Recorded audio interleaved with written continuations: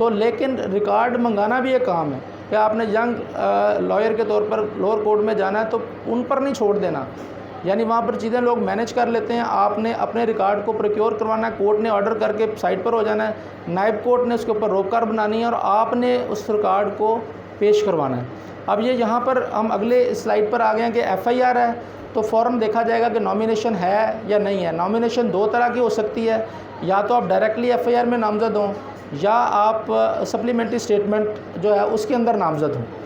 अब यानी ये तयन कर रहा होता है कि हम जब अगर हमारा मुलज़म गिरफ़्तार नहीं है तो फिर हमने जब प्री अरेस्ट करवाने जाना है तो जज साहब को बताना है कि मैं नामज़द हूँ या मैं सप्लीमेंट्री स्टेटमेंट में नामज़द हूँ।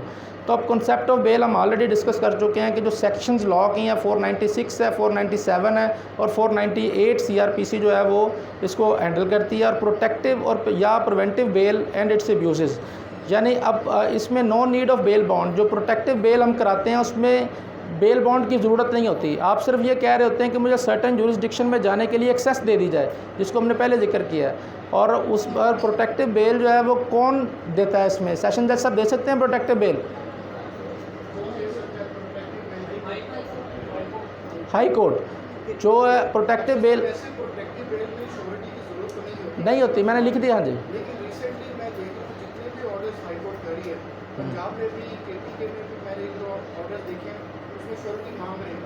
वो उसमें ना मैंने अब्यूज़ का लफ्ज़ साथ लिखा है। मैंने एक ऑर्डर भी साथ आगे दिखाने के लिए लगाया हुआ प्रोटेक्टिव बेल का, वो मैंने कराई है, उसको देख लेते हैं उसमें है या नहीं। अब्यूज़ अब क्या करते हैं लोग कि उनके ख़िलाफ़ अगर FIR दर्ज हो गई है तो डायरेक्ट प्री अरेस्ट नहीं करवाते, वो 12-13 जगह पे KPK में चले जाते हैं, AJK में चले जाते हैं, कराची में चले जाते हैं। वो इसका अब्यूज़ है इस इख्तियार का। वहाँ जाके कहते हैं कि हमें वहाँ तक जाने का टाइम दिया जाए। वो 6-6, 7-7 दिन वो जो बारो करके आके तो वो शामिल तफ्तीश हो रहे होते हैं, यानी वो एक्चुअल कोर्ट से भी बेल नहीं लेते और 10-12 डिफरेंट जुरिस्डिक्शन को यूज़ करते हैं। ये इसका नेगेटिव इस्तेमाल है इस प्रोटेक्टिव बेल का। उसको रोकने के लिए मुमकिन है, अब चूँकि कोर्ट्स भी आहिस्ता आहिस्ता वेल इक्विप्ड होती हैं तो वो मे भी श्योरिटी मांग लेते हों उनसे कि आप जो स्टेटमेंट दे रहे हैं, आप जो कहते हैं कि मुझे वहाँ जाने का मौका दिया जाए, तो वो फिर वो भी कुछ अपने हाथ में रख लेते हैं कि अगर कल कलां को ये वहाँ नहीं जाता, ये समय लगती है कि ये तो झूठ बोल के मुझसे रिलीफ ले गया, तो जो दूसरी पार्टी है उसको उस बेल बॉन्ड के ज़रिए जो है वो उसको रिलीफ दिया जा सकता है। अब इसमें काइंड्स ऑफ प्रोटेक्टिव बेल में वो दो बातें हम ऑलरेडी डिस्कस कर चुके हैं कि 498 में हम मांगते हैं जिस वक्त मुलज़म पाकिस्तान में हो, और पाकिस्तान से बाहर जब हो तो फिर वो 199 में हम जाते हैं। उसके बाद ये मैंने एक आपके सामने सैंपल खोला है, ये है अपना, हाँ जी, ये प्रोटेक्टिव बेल का ऑर्डर जो है थाना 10 का नज़र आ रहा है। हाँ, अच्छा, ये बेल का पैटर्न है। मेरे पास अब स्पेस बहुत थोड़ी है, मैं चाह तो ये रहा था कि मैं आपको बेल एप्लीकेशन का पैटर्न भी बता दूं कि पैटर्न क्या होता है। अब ये जो लेफ़्ट साइड है ये इंडेक्स है, जो राइट साइड है ये बेल पिटीशन का मेन पेज है। हमें यह समझ लेना चाहिए कि हर बेल एप्लीकेशन जो होती है उसके ऊपर सबसे ऊपर कोर्ट का नाम आता है। तो चूँकि जिस वक्त हम हाई कोर्ट को इन्वोक करते हैं तो उस वक्त हमें पता नहीं होता जज साहब कौन से हैं, तो हम इसलिए लिखते हैं कि in the Lahore high court Lahore. और जब इसकी फाइलिंग हो जाती है, फाइलिंग होने के बाद इससे नीचे 3 इंच का डिफरेंस होता है। ये 3 इंच किस लिए छोड़े जाते हैं, कोई बता सकता है? कई ऐसी बेल एप्लीकेशंस भी हैं जिनमें टिकट नहीं लगती, वो कौन सी हैं? जब मुलज़म जेल में होता है तो उस वक्त उसके ऊपर टिकट नहीं लगती, ना वकालतनामे पे लगती है ना इसके ऊपर लगती है। तो जहाँ टिकट नहीं लगती, क्या वहाँ पर ये 3 इंच छोड़ने चाहिए? क्यों? ये रवायतन ऐसा है कि यहाँ पे गैप दिया हुआ है, यानी अगर टिकट नहीं भी लगनी तो तब भी छोड़ना है। फिर हमने लेफ़्ट साइड जो है वहाँ पे भी 2 इंच का गैप देना है ताकि नोटिंग की जा सके इसके ऊपर। उसके बाद टाइटल में जो इंडेक्स है मैंने बनाया, जैसे लेफ़्ट साइड पे आपको नज़र आ रहा है, तो ये मुलज़म का नाम है, आगे वर्सेस में दी स्टेट लिखा हुआ है, नीचे मुकदमा नंबर, जुर्म, थाना, FIR है जिसमें हम बेल मांग रहे हैं, नीचे इंडेक्स है। अब इंडेक्स के अंदर अच्छा, इंडेक्स के अंदर जो पावर ऑफ अटर्नी है और कॉपी फॉर स्टेट है, क्या इसको नेक्स्टर लगता है? क्यों नहीं लगता, कोई बता सकता है?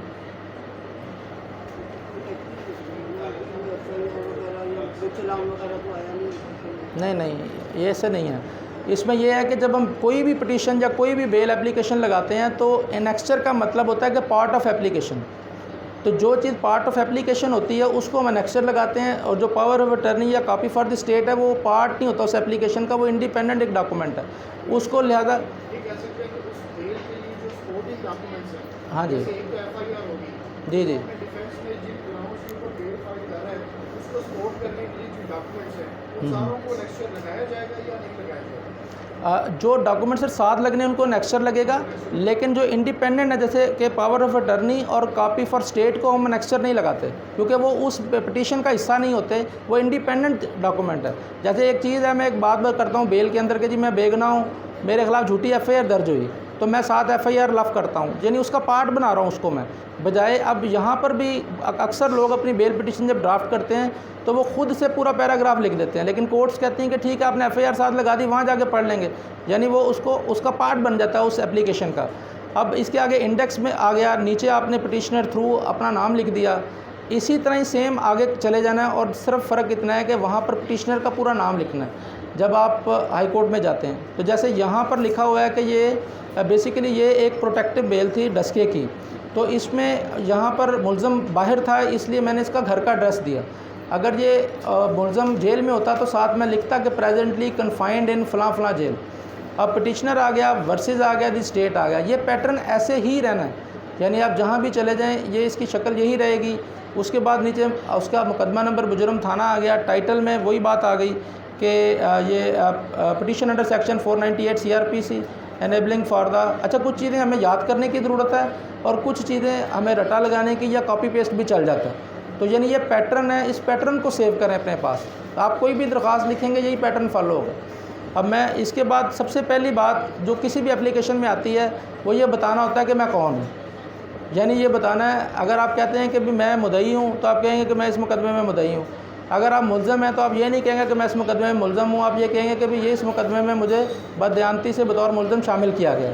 पहली बात हमेशा दरख्वास्त के अंदर यही होती है। उसके बाद नेक्स्ट जब आप चलते हैं तो दूसरी उसमें आप अगर यहाँ पर ये लिखा हो कि मैंने फ़लाँ जगह से बेल कराई खारिज होगी, फ़लाँ जगह से कराई खारिज हो गई, अब मुझे बेल दे दी जाए inter alia on the following grounds. Inter alia का मतलब कौन बताएगा?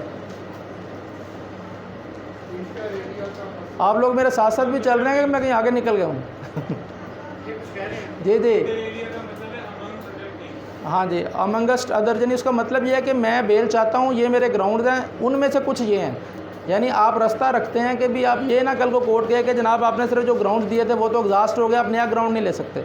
तो एक एक वर्ड जो है वो इंपॉर्टेंट होता है जब आप बेल ड्राफ्ट करते हैं। तो ये कुछ चीज़ें ऐसी होती हैं जो ऐसे ही हैं और साल से चलती जा रही हैं, लेकिन कुछ ऐसी चीज़ें जो आपकी इनोवेशन होगी, यानी वो जो आपकी इनोवेशन है वो आपको बेल देगी या नहीं देगी, वो उस पर फैसला होगा।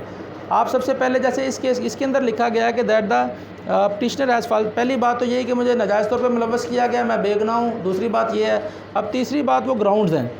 अब वो यहाँ पर दरमियानी हिस्से में वो बताएगा, अपना मौक़िफ़ पेश करेगा। हम इसको आगे चल के दोबारा फिर डिस्कस करेंगे। लेकिन उसके बाद जो अगला पैटर्न है वो कह रहा है कि भी मैं जो है वो मुझे बताएगा, वो अपने ग्राउंड्स बताने के बाद कि भी मैं श्योरिटी देने के लिए तैयार हूँ और मेरा गवाने इस्तग़ासा पर असरअंदाज होने का इम्कान नहीं है, और वो उसकी बॉडी के अंदर कुछ चीज़ें जो हैं वो स्टेटिक रहेंगी, और उसके एंड पे जाके वो अपनी प्रेयर करेगा और नीचे नाम लिख देगा और नीचे एक सर्टिफिकेट देगा। यानी ये एक जर्नल सा, जो कि ड्राफ्टिंग वाले लोग में भी आपको अलग से पढ़ाएँ इसको, तो मैं इसके ऊपर ज़्यादा वक्त गुजारने की बजाय मैं आगे चलता हूँ। अब उसके बाद ये आपको नज़र आ रहा है दूसरा हिस्सा।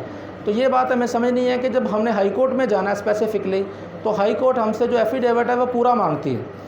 यानी लोअर कोर्ट के अंदर मजिस्ट्रेट की कोर्ट में थोड़ी सी राहत है, सेशंस कोर्ट में थोड़ी सी, और नीचे आप इंडेक्स भी ना लगाएं चल जाता है। सेशंस कोर्ट में इंडेक्स मांगते हैं, लेकिन वो एफिडेविट पूरा बाज़ दफ़ा ना लगाएं तो चल जाता है। लेकिन जब आप हाई कोर्ट में जाएंगे तो सेम सारे का सारा आपकी पिटीशन आपसे वो एक्सपेक्ट करते हैं कि आप पूरा लगाएं। तो ये आपको जो अब पेज नज़र आ रहा है वही पिटीशन है, वो उधर से कॉपी पेस्ट हुई हुई है। सिर्फ आखिरी एक बात उसमें लिख दी है कि उसको एक बयान हल्फी की शक्ल में दे दिया है। यानी ये एक पार्ट है बेल का जब आप हाई कोर्ट में जाएंगे। उसके बाद जो है ये एक पावर ऑफ अटर्नी है जिसकी हमने पहले बात की कि अगर मुल्ज़िम बैरून मुल्क है तो फिर वो एक पैटर्न हम इस्तेमाल करते हैं कि सबसे पहले ये वाला पावर ऑफ अटर्नी जो हमने बैरून मुल्क भेजा, उसने वहाँ अपनी एम्बेसी के सामने जाके अंगूठा लगाया और उसने ये इख्तियार दे दिया कि फ़लाँ शख्स जो है वो मेरे बिहाफ़ पे पेश हो सकेगा। अब ये एक स्पेशल पावर, उसने अपना वकालतनामा और पिटीशन साइन करने के लिए ये उसने वहाँ से हमें भेजा। ये इटली से आया था, ये वाला जो है जर्जीस का, हाँ जी, ये इटली से आया हुआ। तो ये उसने वहाँ फ़ॉरेन ऑफिस के सामने जाके हमें ये इख्तियार दिया, यानी ये हम बेल की ही मुख्तलिफ़ कंडीशंस पे बात कर रहे हैं कि मुलज़िम बैरून मुल्क है, वो पाकिस्तान में आना चाहता है, तो वो सबसे पहला स्टेप उसका वकालतनामा होगा कि वो कैसे लें। तो हमने बजाय उसको वकालतनामा आज भेजें, नीचे से बेल खारिज हो जाती है, फिर भेजते हैं, हमने उससे इख्तियार ही एक स्पेशल पावर ऑफ अटर्नी ले लिया। अब ये जॉइंट भी होता है और सिंगल भी होता है कि आप चाहें तो किसी अजीज़ के नाम पे दे दें, और वो चाहें तो साथ अपना बंदा कोई रख लें कि भी अपने वकील साहब रख लें कि भी सिंगली और जॉइंटली भी साइन हो सकता है, जिसको चाहे आप वो दे सकता है। यानी वो ज़रूरी नहीं कि वो और इसके ऊपर कोई ऐसी फ़ीस नहीं है कि जो लगे, उसको सिर्फ वहाँ से आप तक आना है। ये यहाँ आके अगर आपने प्रॉपर्टी की ख़रीदो फ़रोख्त करनी हो तो इस तरह के डॉक्यूमेंट को यहाँ पाकिस्तान से भी वेरीफाई करवाया जाता है और फिर सब रजिस्ट्रार के पास रजिस्टर्ड भी करवाया जाता है अगर वो सेल डीड है तो। लेकिन आम वकालतनामा वहाँ एम्बेसी के सामने साइन करके आ जाए तो इस पटिशन के साथ कोई भी एतराज़ नहीं करता, उसकी काफ़ी साथ लग जाती है। अब उसके बाद अगला स्टेप ये है कि वही मोहम्मद जरजीज़ की ये रिट पटिशन है, यानी वो जो बेल है, जब आप प्रोटेक्टिव बेल बैरून मुल्क से बैठ के मांगेंगे तो वो इस शक्ल में होगी। यहाँ उसने पूरी बात बताई कि भी मेरी बीवी थी, मैं पाकिस्तान में विज़िट करने के लिए आया, मेरी बीवी मर्डर हो गई और गोलियां लगी और वो ज़िंदा थी, मैं उसको अस्पताल में लेके गया, उसकी वीडियोस मेरे पास मौजूद हैं, और वहाँ पे पुलिस ने मुझे ही पकड़ लिया, 8-10 दिन बाद मुझे छोड़ दिया, मैं इटली चला गया। अब मुझे पता लगा कि मुझे ही वो जो है एक्स्ट्राडिशन के ज़रिए पाकिस्तान में इश्तिहारी करार दे के मंगवाया जा रहा है, और मेरे पास ये वीडियोज़ मौजूद है। हमने वो वीडियो तक साथ लगा दी इसके कि वो कहता है कि मैं पाकिस्तान में आके अपना मौक़िफ़ बयान करना चाहता हूँ, मेरे जो ब्रदर इन लॉ हैं उन्होंने मुझे इसमें मुलव्वस कर दिया, तो मुझे एक्सेस दी जाए वहाँ तक जाने की। तो ये इस सारी रिट में वो कहानी लगी है, वो सारे नेक्सट्स क्यों बढ़ गए हैं, ये सारी बात हमने वहाँ पे लगा दी, और कोर्ट के सामने ये रिट पटिशन की शक्ल में ये बेल हमारी वहाँ चलेगी, आप इसको पढ़ सकते हैं। उसके बाद वही बात जो प्रेयर होगी, सर्टिफिकेट होगा, वो आगे आपको एफिडेविट राइट साइड पे नज़र आ रहा है, जो हमने कहा वो सारा एफिडेविट की शक्ल में आ गया। अब उसके साथ अब आपको एक ये एप्लीकेशन नज़र आ रही है,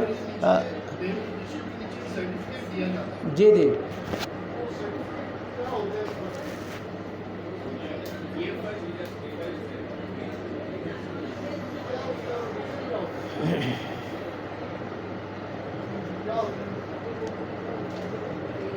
ताकि कोर्ट को आप बता सकें कि क्या ये पहली है या इससे पहले भी कि आपने साइन किया।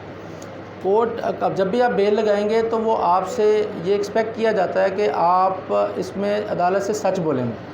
लोअर कोर्ट में तो बाज़ दफ़ा अभी अदालतें इतनी सीरियस नहीं हैं, लेकिन हाई कोर्ट में वो मुमकिन है कि वकील साहब को भी जुर्माने हो सकते हैं अगर वहाँ पर आप झूठ बोलें। तो एट लीस्ट आपने अपने दिफा के लिए हमेशा ज़िंदगी में ये कोशिश करनी है। मेरे उस्ताद मोहतरम ने मुझे बताया था कि वकालतनामा अपनी प्रेजेंस में साइन कराना, तो किसी को भी वकालतनामा नहीं देते कि वो घर में जाके साइन करके वो कल कला को वो ये कहें कि जनाब मैंने तो साइन ही नहीं किया।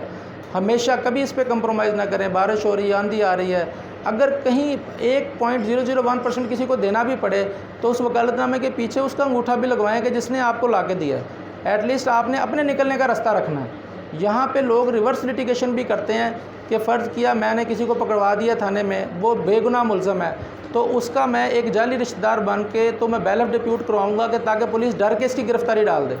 तो ये अब उस वक्त ये इंपॉर्टेंट हो जाता है कि ये जाली रिश्तेदार कौन है उसको, और आखिर में वकील साहब तो कहीं नहीं भाग सकते, उनके ख़िलाफ़ जो है वो आप जा सकते हैं पंजाब बार में। तो लिहाजा इस सारी वकालत में जब आप आग से खेल रहे होते हैं तो वो वकालतनामा है। ज़िंदगी में कहीं साइन करने हैं किसी इंटरम ऑर्डर पे, किसी भी पटिशन पे, तो साइन करते हुए अपनी आंखें खोल लेनी है। जज साहब आप कहते हैं यार साइन कर दो, मैं ना इसको कर दूंगा, तो बुरा लगता है कि कोर्ट कहती है कि भी मैंने इंटरम ऑर्डर पे आपने साइन क्यों आपने इस तरह किए। तो आपने साथ लिखना है कि मैंने किस लिए किए हैं। साइन के नीचे मैं लिखता हूँ, या अगर मुझे कहीं जाना है तो मैं यूपी डाल देता हूँ कि अंडर प्रोटेस्ट, यूपी का मतलब अंडर प्रोटेस्ट साइन किए हैं। कहीं ज़बरदस्ती कहता है कोई ऐसी जगह फंस गया हूँ कि साइन करो, तो मैं कहता हूँ यूपी के भी मेरा एहतजाज है, चाहे वो पढ़े ना पढ़े साइन को। अगर हम कहीं जा रहे हैं, मैंने पिछले दिनों भी अभी एक इंटरम ऑर्डर पर साइन किया, मेरी स्टेटमेंट लिखी कोर्ट ने कि आप बतौर कौंसल लिख दें, तो मैंने लाइनें भी साथ लिखी कि मैंने 8 लाइनें लिखी हैं इसके अंदर, जहाँ मैं साइन खाली करके जा रहा हूँ। अब क्या पता कल को इसके अंदर कोई एक लाइन वही रीडर लिख ले। तो इसलिए हमने जहाँ हमारी सेफ्टी की बात आनी है तो वहाँ पे हमने कोई कंप्रोमाइज़ नहीं करना, आपको जितना मर्जी क्यों कहे। तो अच्छा, अब जो आपको एप्लीकेशन नज़र आ रही है, एक बात हमने समझनी है, ये मुझे 10 साल प्रैक्टिस करके समय लगी कि मैं फौजदारी काम करता था, ऊपर कम ही जाता था। तो रिट पिटिशन जो है उसके ऊपर CRPC का तलाक नहीं होता, रिट पिटिशन पे CPC का तलाक होता है। ये बड़ी इंपॉर्टेंट बात है कि हमने जब ये रिट लगाई, बात फौजदारी है, लेकिन इसके अंदर जो अब हमने मुतफरक एप्लीकेशन देनी है 151 की देनी है। जब आप WP में जाएंगे तो फिर आप उसके साथ 151 यूज़ करेंगे। कई दोस्त 561A लिख देते हैं, लेकिन रिट पिटीशन के ऊपर जो प्रोसेस सारा होगा वो चाहे क्वैशमेंट ऑफ FIR का AG ऑफिस उसमें इन्वॉल्व हो जाता है। जब हम रिट में जाते हैं तो रिट का मतलब यही है कि इसके अंदर हमने 151 लिखना है। जब आप फौजदारी मामले के ऊपर लेके जाते हैं तो फिर आपने 561A लिखना है। तो एप्लीकेशन के अंदर जो एप्लीकेशन का कॉन्सेप्ट है, ये हाई कोर्ट में समझना बहुत ज़रूरी है कि हाई कोर्ट के अंदर जब हम जाते हैं तो हमने अपनी हर प्रेयर जो है वो सेपरेट एप्लीकेशन के ज़रिए देनी है। इसको कोई बता सकता है क्या कहते हैं हम उसको? किसी और में 10 लाइन दो ना। तो मकसद ये CM कहते हैं। CM अगर फौजदारी में हो तो क्या होती है? हाँ हाँ हाँ जी, दोनों हो सकती हैं, यानी सिविल भी हैं और क्रिमिनल भी हैं। अच्छा, अब जो आगे लगी हुई है ये एक मिसलेनियस एप्लीकेशन है। हाई कोर्ट में जब हम जाएंगे तो हमसे एक्सपेक्ट किया जाता है कि आप हर पिटीशन के साथ अटेस्टेड कापी लगाएंगे। अगर आपने कोई अटेस्टेड कापी प्रोड्यूस नहीं की तो ये एक अंडरस्टूड है कि उसके अंदर एक CM लगेगी, और वो CM इस चीज़ की होगी कि जनाब फिल वक्त मेरे पास ये ओरिजिनल पिटीशन के साथ डॉक्यूमेंट मौजूद नहीं है, जब मैं इसके अंदर जो है मुझे मिलेगा मैं फ़ौरन लगा दूँगी। तो ये CM सेपरेट साथ लगी होती है, और ईच प्रेयर के लिए अलहदा से CM हाई कोर्ट में देनी है। इन CMs का कॉन्सेप्ट मैजिस्ट्रियल कोर्ट में और सेशंस कोर्ट में नहीं है। यानी इस बेल के अंदर हमने इसके अंदर जो है ये एक CM फाइल की 151 के तहत, उसके बाद उस CM का भी एफिडेविट लगना है। और जब आप हाई कोर्ट के सामने खड़े हों तो आपको जो हाई कोर्ट की पेशी लिस्ट पढ़ना भी एक आर्ट है। यानी बहुत सारे लोग हैं जो हाई कोर्ट में, उन्हें हाई कोर्ट की पेशी लिस्ट भी पढ़नी नहीं आती। यानी जो यंग बंदा है वो समझता है कि हाई कोर्ट में मेरा तो 25वां नंबर है, वो रात ही देख लेता है, वो जाता ही नहीं सुबह। जबकि 9:05 में जिनमें रिटन एडजर्नमेंट्स आई होती हैं उनके अंदर जज साहब डेट डाल देते हैं, फिर आप 3 बजे तक बैठे रहते हैं, आपको कोई बताता नहीं आपका केस के अंदर दूसरे वकील साहब तो एडजर्नमेंट लेके जा चुके हैं। तो लिहाजा ये बात समझने वाली है कि हमें अगर हाई कोर्ट में वकालत करनी है तो वहाँ वक़्त की बहुत पाबंदी है।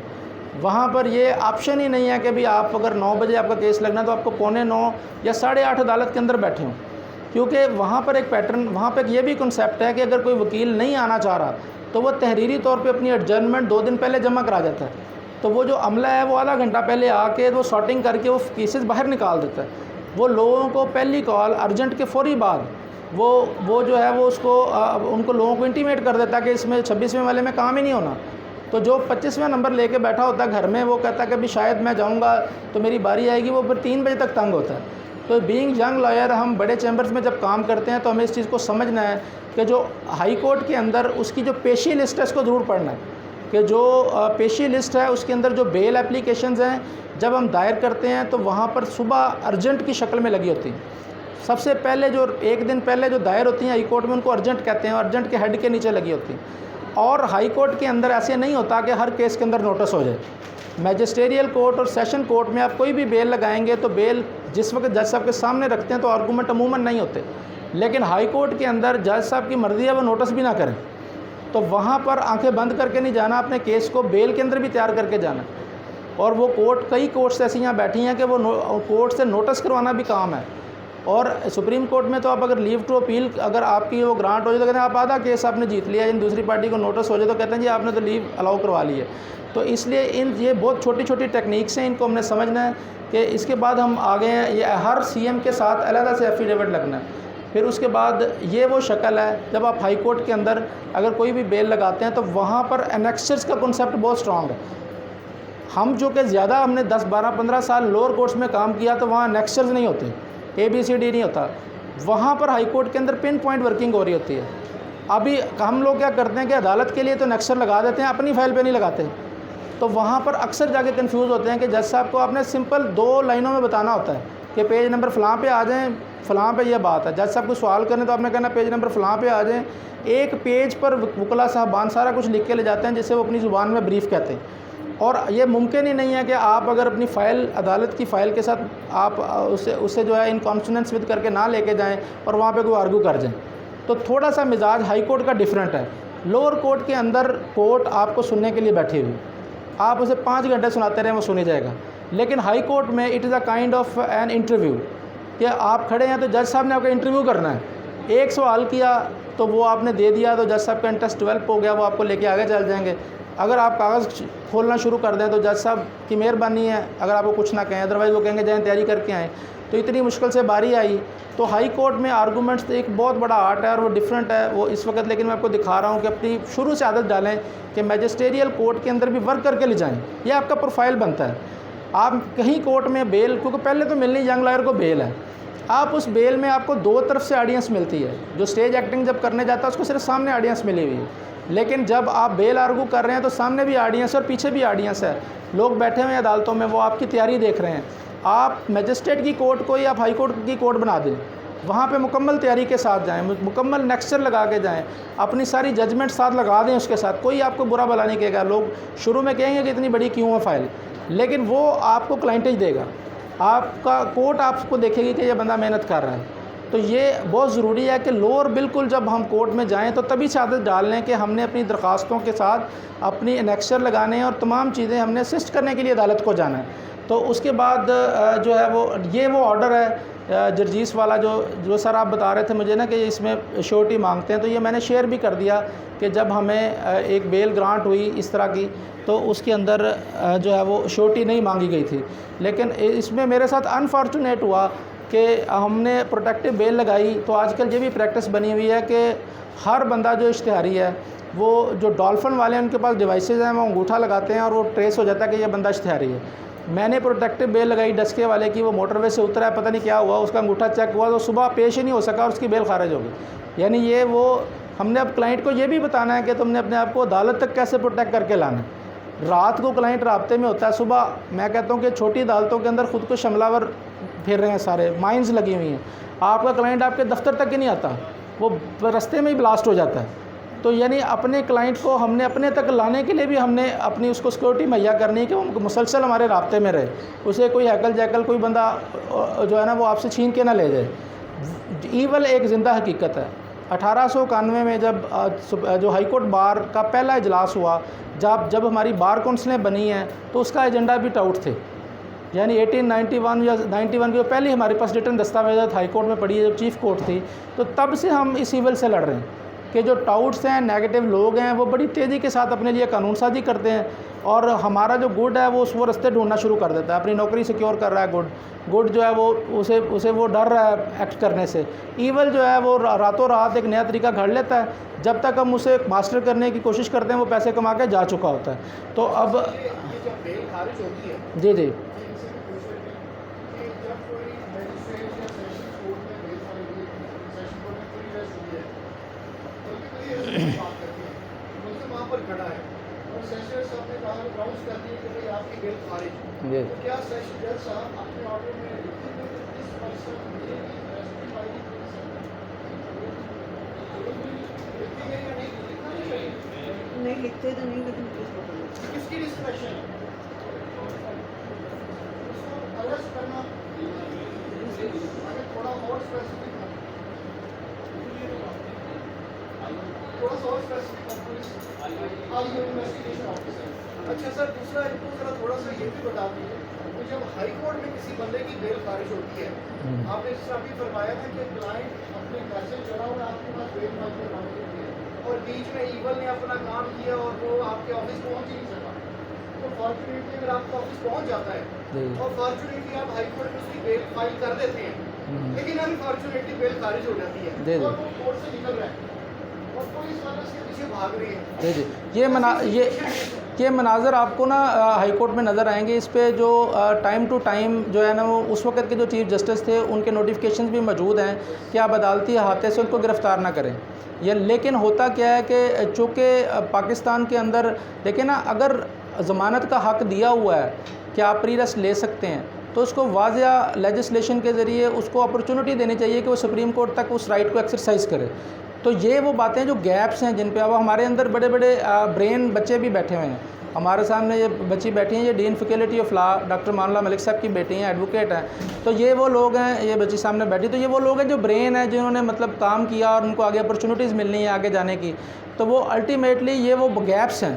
तो यही गैप्स से रिसर्च होती है और गैप एजुकेटेड गैस हम लगाते हैं, उसके लिए हम अपना एनालिसिस करते हैं, क्वांटिटेटिव रिसर्च करनी है या क्वालिटेटिव करनी है। तो ये गैप है कि वो पुलिस पकड़ लेती है, कई नोटिफिकेशन मौजूद हैं कि ना पकड़ें, वो पकड़ लें, उनको कुछ होता नहीं है। तो अल्टीमेटली फिर इससे झगड़े होते हैं कि आप पकड़ने का जो नोटिफिकेशन है उसमें सिर्फ कोर्ट प्रेमिसेस के कोर्ट प्रेमिसेस की हद तक है। हाँ जी, हाई कोर्ट में है, कोर्ट से बाहर निकल, कोर्ट से तो बाहर निकल गया, लेकिन हाई कोर्ट के प्रेमिसेस है, तो जब हाई कोर्ट के प्रेमिसेस से बाहर निकल जाएगा तो फिर उसको पुलिस जैसे बनेगा। अच्छा, एक और ज़रूरी आइटम जो मैं अब आपको दिखा रहा हूँ वो ये है कि आपने किसी की प्री अरेस्ट कराई सेशंस कोर्ट से, लेकिन आप उसके बेल बॉन्ड ना दे सके, तो फिर ये एक सर्टिफिकेट का मॉडल है जो हम हर प्री अरेस्ट के अंदर पहले से डाल के रख देते हैं कि वकील साहब अपना सर्टिफिकेट एक जारी कर देते हैं कि जी मैं फ़लाँ बंदे की फ़लाँ अदालत से बेल हो चुकी है, इसको फ़लाँ डेट तक गिरफ़्तार ना किया जाए। तो ये फॉर द टाइम बीइंग एक सर्टिफिकेट का मॉडल है। मैं आपसे ये शेयर कर रहा हूँ कि अगर आप बेल बॉन्ड दे देंगे वहाँ पर प्री अरेस्ट के जज साहब को, तो फिर ये नहीं चलेगा। ये एक एटलीस्ट एक छोटा सा सहारा है, डूबते को तिनके का सहारा है कि वो कुछ बता सके कि वकील साहब सर्टिफाइड कर रहे हैं कि ये शख्स की ज़मानत हो गई है, लेकिन आज टाइम इसका गुजर चुका है, तो इसलिए बेल बॉन्ड नहीं दे सकेगा, लेकिन इसको गिरफ़्तार ना किया जाए। तो ये एक सर्टिफिकेट का मॉडल मैंने आपसे शेयर कर दिया है। उसके बाद ये प्री अरेस्ट के ऊपर हम आ गए। तो प्री अरेस्ट के लिए रेलिवेंट फ़ोरम जो है वो हमें पता हो कि जो रेलिवेंट फ़ोरम है वो यूजुअली जो है वो अगर ट्रायल कोर्ट मैजिस्ट्रेटियल कोर्ट है तो उसके पास तो कोई इख्तियार ही नहीं है कि वो प्री अरेस्ट दे, यानी जो मैजिस्ट्रेटियल कोर्ट है वो प्री अरेस्ट ग्रांट नहीं कर सकती। जबकि सेशंस कोर्ट के पास ये इख्तियार मौजूद है कि वो तमाम ऑफेंसेस में ऐसे स्पेशल ऑफेंसेस के अलावा, यानी 302 की भी प्री अरेस्ट सेशन से ही होगी, 9C की भी प्री अरेस्ट सेशन से ही होगी, लेकिन जो लोअर कोर्ट के ऑफेंसेस हैं उनकी भी पहला फोरम जो है वो जो सेशंस कोर्ट ही होगा। तो यानी सेशन कोर्ट में जो बड़े काम हो रहे होते हैं तो वो प्री अरेस्ट है।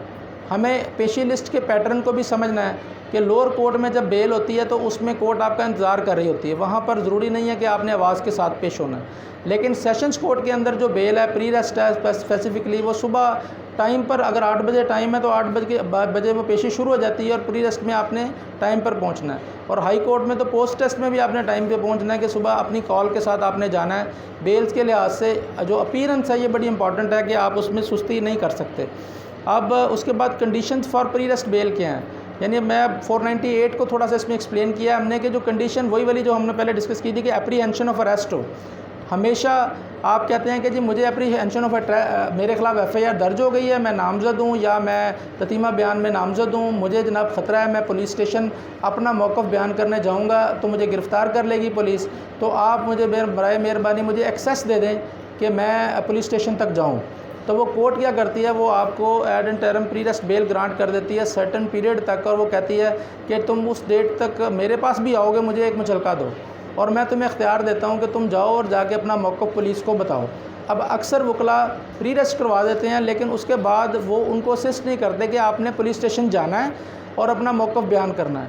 वो आपसे एक्सपेक्ट भी करते हैं कि मैंने जो बयान वहाँ पर लिख के देना है वो वकील साहब मुझे तैयार करके दें। तो ये आपकी अपनी मेहनत है कि आप उस जिन खतूत के ऊपर। हाँ जी,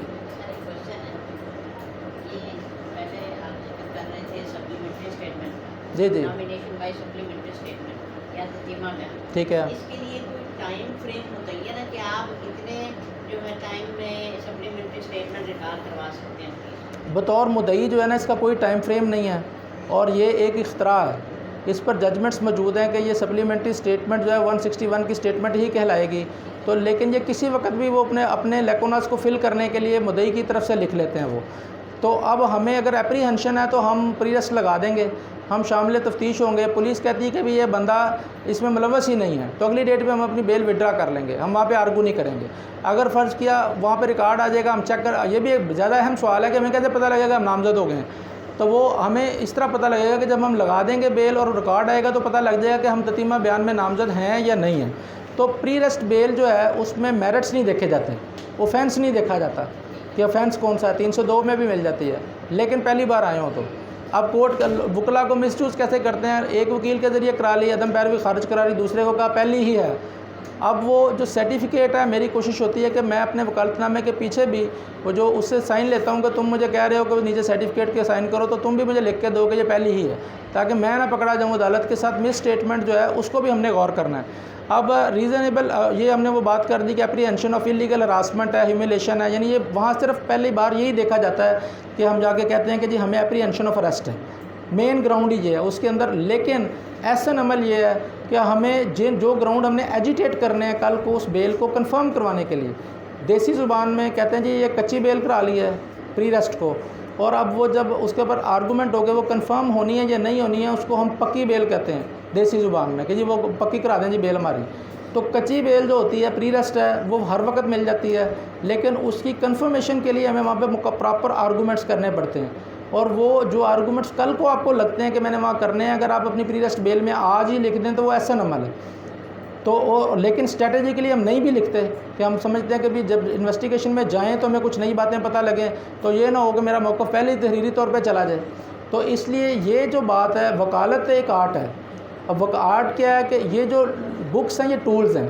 जैसे एक पेंटर है ना, पेंटर के पास रंग होते हैं, अब ये रंग इस्तेमाल कैसे करने हैं ये आपको कोई सिखा सकता है, लेकिन पोर्ट्रेट कैसे बनना है ये आर्टिस्ट का काम है, और जिसके अंदर स्किल होगा वो उससे पोर्ट्रेट के ज़रिए उस चीज़ को बना सकेगा। हम ये टूल सीख रहे हैं, मतलब छोटा सा आप वर्ड इस्तेमाल करते हैं तो वर्ड के टूल्स हैं कि यूँ करोगे तो अंडरलाइन हो जाएगा, यूँ करेगा तो ये होगा, लेकिन उसकी एक शक्ल बनाना ये एक आर्टिस्टिक वर्क है। इसीलिए इसके कोई हार्ड एंड फास्ट रूल नहीं है, वरना ये जितने एजुकेशनिस्ट हैं, जो लोग PhD डॉक्टर्स हैं, उनके लिए तो बड़ा आसान हो, वो सारी ट्रायल उनके पास चले जाएँ। तो इक्वल अपॉर्चुनिटीज़ मौजूद हैं। एक बिल्कुल यंग लॉयर जो है वो बहुत बड़ा आर्टिस्ट बन सकता है, और एक बहुत सीनियर लॉयर जो है वो हो सकता है उसे समझ ना लगे, वो अपने केस को बना ही ना सके। और ये बड़ी आसान बात है, आपके अंदर कोई डिफरेंस नहीं है, आप तमाम लोग इक्वल हैं। आप सिर्फ फ़र्क कब डालता है कि अब यानी एक सिचुएशन है और सिचुएशन कभी भी रिपीट नहीं होती। ये ऐसे ही है जैसे आप और मैं मिलकर लूडो खेलें, कभी मुमकिन ही नहीं है कि हम 1 लाख गेमें लगा लें तो वो लूडो के सारी की सारी गेम रिपीट हो जाए, हर बार डिफरेंट होगी, और कोई हार्ड एंड फास्ट रूल नहीं है। लेकिन क्या है कि अगर कोई यंग लॉयर ये करता है कि वो प्रेसिडेंट्स पढ़ लेता है, और वो हो सकता है उस तरह के 20 केसेस को पढ़ लेता है, और एक सीनियर लॉयर है वो उसकी ज़िंदगी में शायद एक बार रिपीटेशन आई हो, तो वो जब रोस्टम पे खड़ा होगा तो यंग लॉयर जो है वो उस इशू के ऊपर वो ज़्यादा पढ़ के आया होगा, तो उस वक्त वो सीनियर होगा। तो there is no concept of senior और जूनियर। आप अपनी प्रपोजिशन पे कैसे कमांड करते हैं, आप कैसे प्री लेते हैं, आप कैसे इस पे काम करते हैं, it is up to you. और ये बिल्कुल मैदान में जैसे ये ऐसे ही है जैसे घोड़े एक जैसे खड़े हैं और एक जगह से दौड़ना, ये कोई इसमें डिफ्रेंशिएशन नहीं है। आप ये मत समझे कि भी आप जूनियर हैं तो आप वहाँ जाएंगे तो आपकी किसी ने बात नहीं सुननी, अगर आप बात सुनाएं तो आपको ज़्यादा अपॉर्चुनिटी मिलेगी। अब हम प्री रेस्ट की जो ग्राउंड्स हैं ये नीचे इस पे जा रहे हैं कि यूजुअली अच्छा सर, एक और चीज़ है सर ये हाल में फाइल हो सकती है जी जी जब क्या हो जी जब एक चीज़ हो क्या होनी चाहिए, एप्रीहेंशन ऑफ अरेस्ट। जी जी आईओ आकर कहता है कि जी मैं तो इस बंदे को गिरफ्तार करता ही हूँ, इस सिचुएशन में अगर आप वकील होते तो क्या करेंगे? वापस उठा लें। एक और काम मेरा ख्याल है यहाँ पर जी होता है, जो DDPP की स्टेटमेंट पे हम वो आर्डर में लाते हैं, ऑर्डर पे लेना है, यानी DDPP साहब की तरफ से वो नहीं। अगर हवा में कह रहे थे कि मुझे ये बंदा रिक्वायर्ड नहीं है, आप बेल वापस ले लेते हैं, वो बाहर निकलता उसको लागू कर लें, ठीक है, आपने बेल वापस ले ली, ये तो रिकॉर्ड पे आई नहीं। हम आईओ की तरफ से स्टेटमेंट सर DDPP की तरफ से होती है कि DDPP की तरफ से आता है कि ज़मीनी नंबर फ़लाँ के मुताबिक ये बंदा बेगुनाह हो चुका है, और वो उसमें आईओ की स्टेटमेंट नहीं होती, उसमें सरकारी वकील की स्टेटमेंट होती है, हाज़िरी उसकी लगती है। अब उसमें सर ये कंडीशंस आ गई कि रीज़नेबल एप्रीहेंशन आ गई, और उसके बाद प्री रेस्ट की ग्रांट जब एक्यूज़ ओल्ड हो, टेंडर हो, वुमेन हो, सिक पर्सन हो, ये हम कन्फर्मेशन के आर्गूमेंट्स की बात कर रहा हूँ। लेकिन सबसे बड़ा हमने वहाँ पे ये जो चीज़ साबित करनी है वो कि वो मेलाफाइडी ऑफ कंप्लेनेंट है। यूजुअली प्री रेस्ट का बहुत नैरो स्कोप है, इस पर बड़ी जजमेंट्स हैं। वो कहते हैं कि जब आपने मुद्दई की बददियानती साबित करनी है कि मेलाफाइडी ऑफ पुलिस अगर आप सरफेस ऑफ द रिकॉर्ड से अगर आया हो तो आपकी प्री रेस्ट कन्फर्म हो सकती है। तो और उसके अलावा इस पर भी जजमेंट्स मौजूद हैं कि अगर कोई औरत है, टेंडर एज है, वुमेन है, सिक पर्सन है, इन्फेम पर्सन है, उसके अलावा हॉस्टिलिटी और पॉलिटिकल राइवलरी आप साबित कर लेते हैं, और फॉल्स केस, यानी ये वो सारी वो ग्राउंड्स है, मोटी मोटी मैंने लिख दी हैं, आप इसको पढ़ सकते हैं कि भी इस पर हम जाके वो केस के हवाले से जो उस बंदे के मौक़िफ़ में हम इधर को वो फॉल करा रहे होते हैं, लेकिन अहम बात मेलाफाइडी बतानी है कि क्यों मुझे बददियानती से इस केस में शामिल किया गया। अब उसके बाद जो अगली बात है वो ये है कि ऑफेंसेस दीजर, वो बातें आ गई, 2 बातें आपको पता है कि ये ऑफेंस बेलेबल हैं या नॉन बेलेबल हैं। ये 496 और 497 की बात आ गई। बेलेबल के लिए जो रेलिवेंट फोरम है, बेलेबल ऑफेंस के लिए क्या कोई बेल एप्लीकेशन होती है?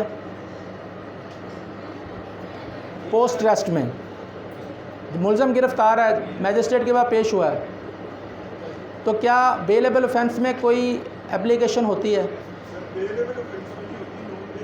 नहीं, मैंने बेलेबल की सवाल किया है। क्या अवेलेबल में देने की ज़रूरत ही नहीं है? बताएं को बता, ये बात आप अंडरस्टूड है कि बेलेबल ऑफेंस के अंदर जो है ना, बेलेबल ऑफेंस के अंदर बेल एप्लीकेशन वकील साहब को सेपरेट लिखने की ज़रूरत नहीं है। जो रिमांड पेपर लेके आता है मैजिस्ट्रेट, आईओ, उसी के ऑर्डर के अंदर उसकी बेल ग्रांट हो जाती है। लेकिन एक कंडीशन है जब हम उसकी एप्लीकेशन देते हैं बेलेबल ऑफेंस में, वो नहीं, वो गिरफ़्तार जब हो, कोई बता सकता है वो क्या है? वो एक कंडीशन ये होती है कि जिस वक्त मुलज़म गिरफ़्तार होकर जेल चला गया, 302 उसने बंदा मारा था, साथ उसने एक पिस्टल बरामद हुआ, तो जिस दिन उसको पिस्टल बरामदगी के लिए वो पेश हुआ मैजिस्ट्रेट साहब के पास, तो उसको बेल ग्रांट होगी उसके रिमांड पेपर पे। लेकिन वो 2 या 2.5 साल बाद उसका 302 में वो बरी होता है। तो जब वो आता है हमारे पास कि भी मुझे तो उसकी फ़ाइल ही नहीं मिल रही होती, तो उस वक्त हम 496 की एप्लीकेशन लिख के जज साहब को बताते हैं कि जी ये ऑफेंस है, आप रिकॉर्ड मंगा लें। वो रिमांड पेपर जो होता है असल वो अदालत के पास होता है मैजिस्ट्रेरियल कोर्ट में, और उसकी जो कार्बन कापी है वो जो है चालान के साथ लगी होती है। तो कोर्ट अमूमी तौर पे अगर हम उन्हें 302 की दिखा दें बरीयत, तो वो रिकॉर्ड के बगैर भी उसको अलाउ कर देती है कि 496 में, क्योंकि श्योरिटी बांड सिर्फ देना होता है। तो उस कैफियत में मैंने देखा है कि 496 की एप्लीकेशन भी हमें कभी कभी लिखनी पड़ सकती है। अब उसके बाद आगे चलते हैं हम, ये वो जजमेंट्स हैं, लॉ है, स्टेटिक लॉ है, आप इसको पढ़ सकते हैं कि ये लिखा है नो सरेंडर बिफोर मैजिस्ट्रेट। हम खुद सरेंडर करवाते रहे हैं, 2003-4 की बात है कि आपके ऊपर बेलेबल ऑफेंस हो गया, हम सेशन कोर्ट में जाने की बजाय मुलज़म को पेश किया, जज साहब ने मुचलका ले लिया, तो हमने कहा जी ये आपके साथ अपीयर को हम अपने तौर पर डिफ़ाइन करते थे जो इसमें लिखा हुआ है। तो इसके बाद ये कराची की जजमेंट आई थी PLD 2008 कराची 492, उसमें उन्होंने क्लैरिफाई कर दिया कि किसी भी तरह से मैजिस्ट्रेट के पास प्री रेस्ट देने का अख्तियार नहीं है, उसके सामने सरेंडर का अख्तियार नहीं है कि आप उसे मुलज़म बाहर से आए सीधा और जज के सामने पेश होकर चला जाए। ये कॉन्सेप्ट 2008 में ख़त्म हुआ, उससे पहले हम लोअर कोर्ट्स में सरेंडर भी करवा देते थे। पता लगा 420 है, अवेलेबल है, तो बजाय प्री रेस्ट करवाने के डायरेक्ट सरेंडर किया। तो ये कॉन्सेप्ट ये इन जजमेंट्स के अंदर फिर फौजदारी वकालत से निकल गया, अब ये एक्सरसाइज नहीं होता। In case of arrest practical procedure वो हमने पहले बड़ा थॉरली डिस्कस कर लिया। अब नॉन बेलेबल ऑफेंस की तरफ आते हैं हम 497 पे।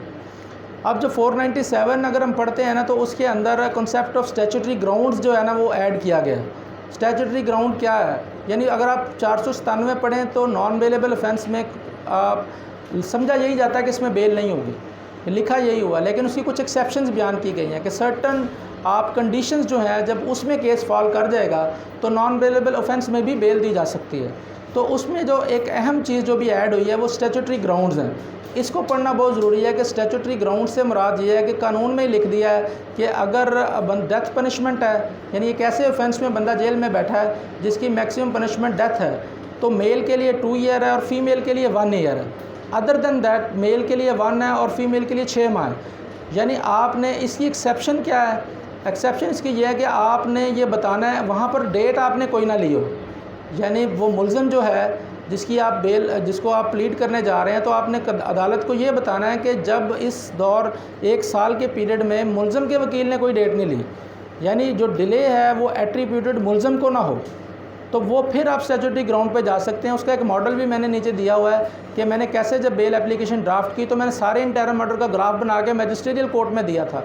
अब जो नीचे आपको ये चीज़ नज़र आ रही है, एज सच ये जो एक दरख्वास्त ज़मानत जब हम उर्दू में लिखते हैं ना तो उसका पैटर्न है। तो अब मेरे पास बहुत टाइम मुझे कम नज़र आ रहा है कि मैं 3:05 हो गए हैं। अगर निशान साहब इजाज़त देंगे तो मैं इस पर 2 लाइनें बोल के आगे बढ़ जाता हूँ, अगर अगला बंदा ना आगे बैठा हो। अगर आप लोगों की मंशा है, अगर आप कहते हैं तो मैं बोलता हूँ, नहीं तो मैं अच्छा। इसमें सर ये है कि ये एक बड़ा अंदर का पैटर्न है, यानी आप कंप्यूटर को अगर समझते हो ना तो उसके अंदर एक डेवलपर काम करता है और एक सॉफ्टवेयर डेवलपर काम करता है, पीछे प्रोग्रामिंग होती है। तो जो पीछे प्रोग्रामिंग किसी भी दरख्वास्त की है ना, ये मैंने उसका पैटर्न बनाया था एक बार। तो ये क्या होता है कि दरख्वास्त ज़मानत इसके पीछे सबसे ऊपर जो लिखा जाता है ना वो ये लिखा जाता है किसी भी दरख्वास्त में कि किसे दरख्वास्त दी जा रही। यानी अगर हम मैजिस्ट्रेट में हैं तो मैजिस्ट्रेरियल कोर्ट में हैं तो लिखेंगे बादाला जनाब जुडिशल मैजिस्ट्रेट साहब।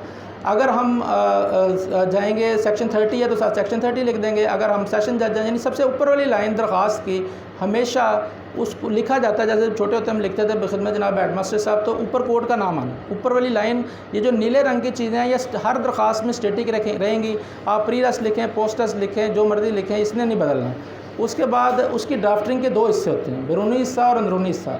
अब इसमें जो चीज़ जो पहली बात जो आती है, वो सबसे पहली लाइन हर दरख्वास्त में, दुनिया की कोई दरख्वास्त लिखें, कौन दे रहा है, पहली लाइन से पता लगे कि भाई मैं जनाब साहिल हस्ब ज़ैल अर्ज़ बर्दाश्त होता है। तो ये लिखना है, ये होता है कि साहिल मुकदमा मंदरजा अनवाने बाला में मुद्दई है। अगर आप मुद्दई हैं तो पहली लाइन में बताएंगे कि मैं मुद्दई हूँ। अगर आप मुल्ज़म हैं तो आप लिखेंगे कि ये कि साहिल को मुकदमा मंदरजा अनवाने बाला में नाजायज़ तौर पर बतौर मुल्ज़म मुलव्वस किया गया। तो पहली लाइन में हम बताएंगे कि हम आए हैं किस जानिब से। दूसरी बात उसके अंदर आ जाएगी किसको फ़रीक बनाया है, ये बड़ी अहम है। अच्छा सॉरी, ये मैं गलत आपको गाइड कर रहा हूँ कि पहले ऊपर आएगी कोर्ट का नाम, 3 इंच के बाद ये बताएगा किसकी तरफ से पटिशन है। यहाँ पे हमने पहले ये जो लिखा है ना, कौन दे रहा है, इसका मतलब यह है कि आपने नाम लिखना है, वल्दियत लिखनी है, सुकूनत लिखना है और उसके बाद साइल लिख देना। फिर वर्सेस के बाद लिखना है कि किसको फ़रीक बनाया। वर्सेस में स्टेट हो सकती है, वर्सेस के अंदर कंप्लेनेंट को लाजमी पार्टी बनाना है। बेल में लोअर कोर्ट आपसे एक्सपेक्ट नहीं करती, सेशन और मॉडल टाउन में चल जाता है, मैजिस्ट्रियल कोर्ट में। हाई कोर्ट के अंदर कंप्लेनेंट को लाजमी पार्टी बनाना होता है। तो ये किसी भी दरख्वास्त के स्ट्रक्चर में तीसरी बात ये होती है कि इसको हम पार्टी किसको बना रहे हैं। फिर उसके बाद किस मामले से मुतल्लिक़ है, यहाँ पर आपने लिखना है कि FIR नंबर क्या है, जुर्म क्या है, थाना क्या है। FIR number, offences, under section, ये दरख्वास्त का ये कंसोलिडेटेड वर्जन में आपको बता रहा हूँ। चाहे आप प्री रस तैयार करें, पोस्ट रस तैयार करें, जो भी करें, ये इसी तरह ही आनी है। उसके बाद फिर दरख्वास्त का टाइटल आता है कि आप क्या मांग क्या रहे हैं, दरख्वास्त उसको अंडरलाइन करना होता है यहाँ हमने कि 497 है, 498 है, उसमें दरख्वास्त बराए असूल ज़मानत अंडर सेक्शन 497 है, या जो भी है, ये हर दरख्वास्त का ये एक पैटर्न है। उसके बाद फिर वो लाल हिस्सा जो है ये दरख्वास्त की बॉडी है। अब यहाँ पे हम पहली लाइन में ये लिखते हैं कि हम कौन है, ये वाली बात यहाँ पे थी कि हम किसकी तरफ से हैं, यानी कोई भी कोर्ट ये पूछती है कि हम हैं कौन। दूसरी बात इसमें आ जाती है कि हमारा मौक़िफ़ क्या है, यानी ये वो बातें जो ग्राउंड आप 497 में, 496 में आप पढ़ते हैं कि, और हमें जो है ना वो मौक़िफ़ अपना बयान करते हैं कि नाजायज़ तौर पे मुल्ज़म मुलव्वस क्यों किया गया है, मैं औरत हूँ, मेरी 16 साल से कम उम्र है, मैं बीमार हूँ, मुझे ये हो गया, वो हो गया। अब उसके बाद हम लिखते हैं कि हमें क्यों दादरसी मिलनी चाहिए और कानून में हमारे लिए क्या रायत मौजूद है, यानी जो स्टैचूटरी रायतें हैं वो भी हम यहाँ पे लिखेंगे। और उसके बाद फिर हम लिखेंगे कि वादा क्या है, यानी एक वादा भी हम कर रहे होते हैं। एप्लीकेशन जब प्री रस देते हैं तो हम ये कहते हैं कि ये कि जो है ना साहिल मौजूद अदालत की तसल्ली के लिए ज़ाती मुचलका व ज़मानतनामा देने के लिए तैयार है। और उसके बाद फिर हम ये भी लिखते हैं उसके अंदर कि ये साहिल का गवाहाने इस्तग़ासा पर असरअंदाज होने का इम्कान है, यानी वो वादे हम ये एक करा के किसी भी अदालत के अंदर कर रहे होते हैं। उसके बाद इस्तदा आ जाती है, इस्तदा के बाद साहिल बज़रिया कौंसल आ जाता है, नीचे नाम आ जाता है। तो यानी ये अगर हम अपने दिल पर पैटर्न लिख लें तो कोई भी दरख्वास्त जो है वो हम इसमें लिख सकते हैं। उसके बाद हम चलते हैं, ये वो मॉडल है स्टैचूटरी ग्राउंड का जो लोअर कोर्ट के अंदर हम अपनी बेल फाइल करते हैं। तो ये जब वो ग्राउंड्स के बाद हम गए तो आपको राइट साइड पर वो आपको इंटायर मॉडल्स नज़र आ रहे होंगे कि मैंने सारे इसमें लिखे हैं कि मैंने जितनी डेटें हुई उसमें क्या मुल्ज़म की तरफ से डिले एट्रीब्यूटेड था। तो चूँकि मैं ये स्टैचूटरी ग्राउंड पर बेल मांग रहा था तो इसलिए मैंने ये इसके अंदर ये जो ग्राफ है वो इसके अंदर बनाया। एक ये सारा आपको नज़र आएगा राइट पेज पर, आपको नीचे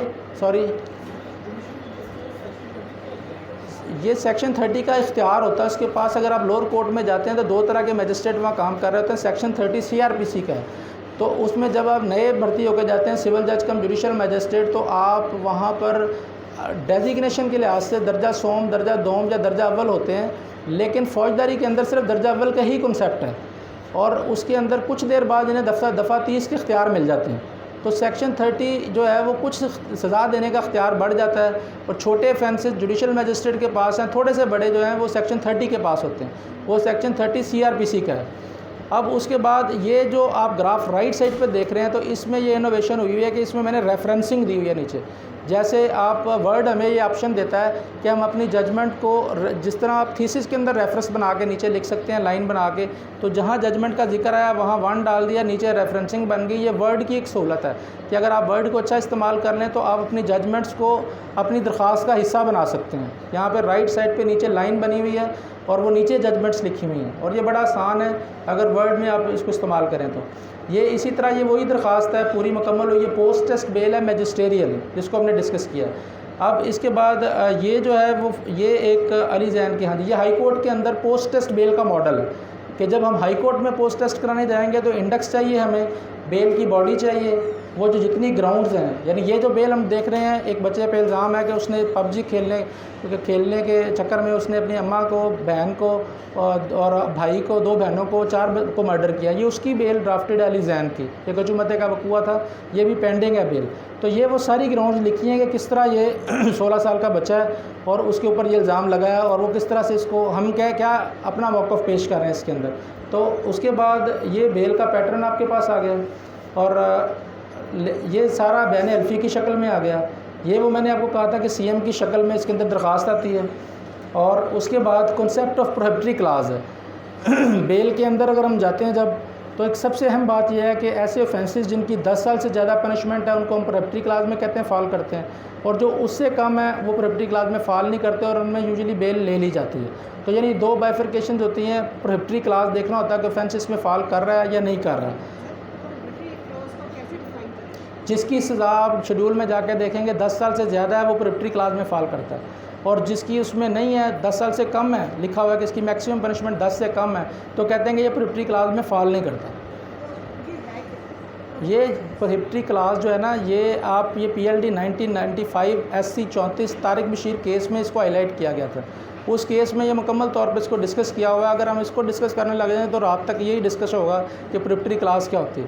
तो मैं इसको इसलिए स्किप कर रहा हूँ कि आप इस जजमेंट को थॉरली पढ़ लेंगे ना तो ये समझ जाएँ कि कोई भी ऐसा ऑफेंस जिसकी पनिशमेंट 10 साल से कम है वो प्रोहिबिटरी क्लास में फ़ॉल नहीं करता। बस इतनी सी बात। इसमें अगर आपने डेप्थ में पढ़ना है तो फिर एक लंबी, इसी के ऊपर एक पूरा लेक्चर चाहिए कि प्रोहिबिटरी क्लास क्या होती है। यानी ये ग्राउंड है कि यानी यूजुअली कोर्ट जो है वो लचक देती है कि ये ऑफेंस प्रोहिबिटरी क्लास में फ़ॉल नहीं करता, तो बेल अमूमन हो जाती है इसके अंदर। अब उसकी जी कोर्ट हमसे ये एक्सपेक्ट करती है कि जो भी ग्राउंड हम लेना चाह रहे हैं वो सारे के सारे उस बेल की प्रोसीडिंग्स में एलैबोरेट करें या अपनी बेल पिटीशन के अंदर मेंशन कर दें 1 बाय 1। ऐसे है ना सर? जी ऐसे ग्राउंड सारी स्टेज पर लेनी होती है। अच्छा, जब हम बेल ड्राफ्ट कर रहे होती है तो प्रेयर से ऊपर एक पैराग्राफ लिख देते हैं। हर पिटीशन के अंदर वो पैराग्राफ लिखा होता है। वो पैराग्राफ क्या होता है? Petitioner humbly seeks permission of this court to raise additional grounds at the stage of argument। ऐसे ही कहना ये चाह रहे हैं कि जो ग्राउंड्स मैंने लिख दिए हैं वो तो है, इनके अलावा कुछ और ग्राउंड्स हैं।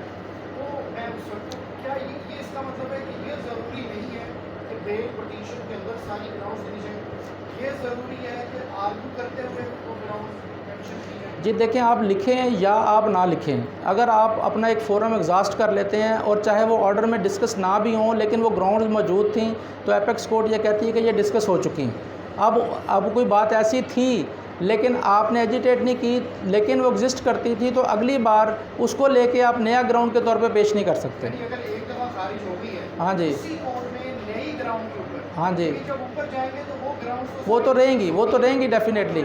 लेकिन उसी अदालत में आप दोबारा बेल लगाते हैं और कहते हैं जी वो बात एक रह गई थी, मैं बताना भूल गया हूँ कि मैं बीमार हूँ।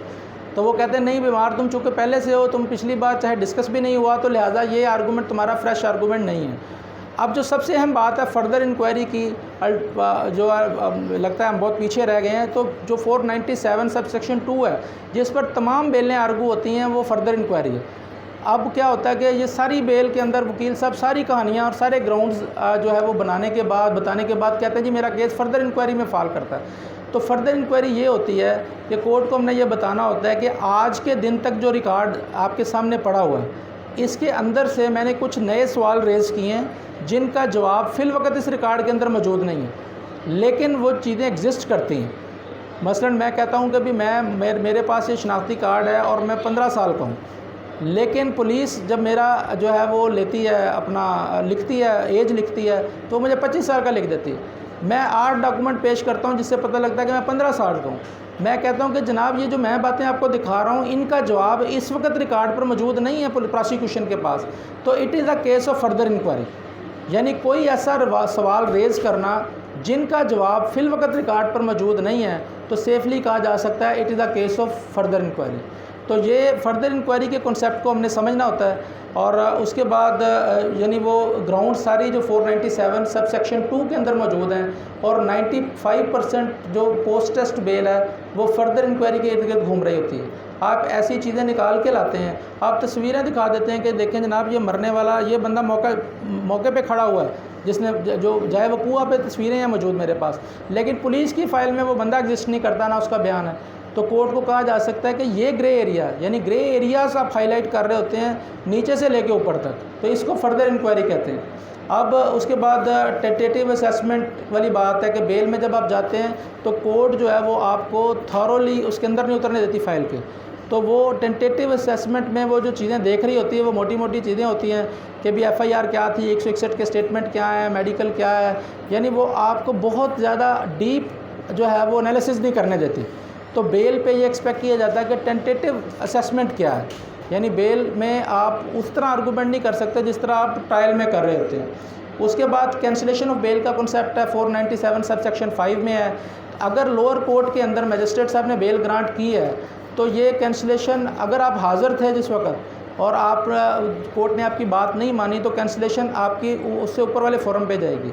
अगर आप हाज़िर नहीं हैं और बेल आपके बगैर हो गई है तो आप लोअर फोरम में आएंगे।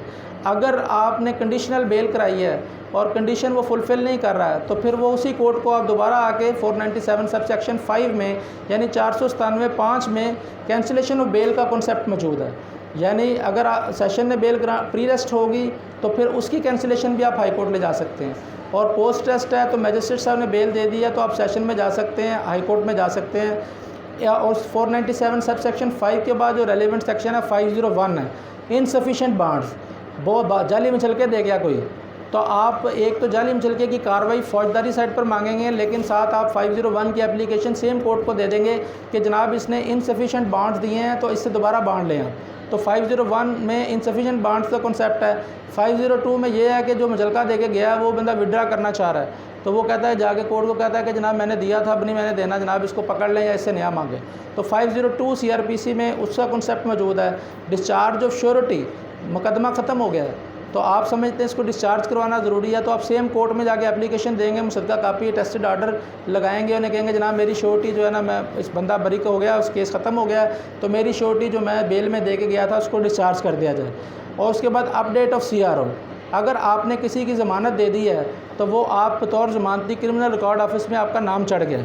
ये अब आपकी ज़िम्मेदारी है कि उस मुसद्दा कापी को आप लेंगे, जो ऑर्डर बरियत हुआ कोर्ट से ऑर्डर करवाएंगे अपनी श्योरिटी रिलीज़ का, और उसके बाद थाने में जाके इंडेक्स को अपडेट करवाएंगे, उस इंडेक्स की टेस्टेड कापी साथ लेंगे, और DIG इन्वेस्टिगेशन में CRO को जाके एप्लीकेशन देंगे कि जनाब मैं आपका इंडेक्स भी अपडेट कराया हूँ, तो मेरा अब जो रिकॉर्ड है क्रिमिनल रिकॉर्ड ऑफिस में आपने मुझे बतौर ज़मानती चढ़ाया हुआ है, वहाँ लिख दें कि ये ज़मानत एग्जॉस्ट हो चुकी हुई है। तो ये ज़मानत का टेल एंड तक ये जो है ना वो किसी भी स्टेज पे लोग आपको हायर करने के लिए आ जाते हैं इसके अंदर। अब जो सस्पेंशन ऑफ सेंटेंस जो है, आपको मुकदमे में सज़ा हो गई है, सज़ा होने के बाद आपने अपील फ़ाइल की है।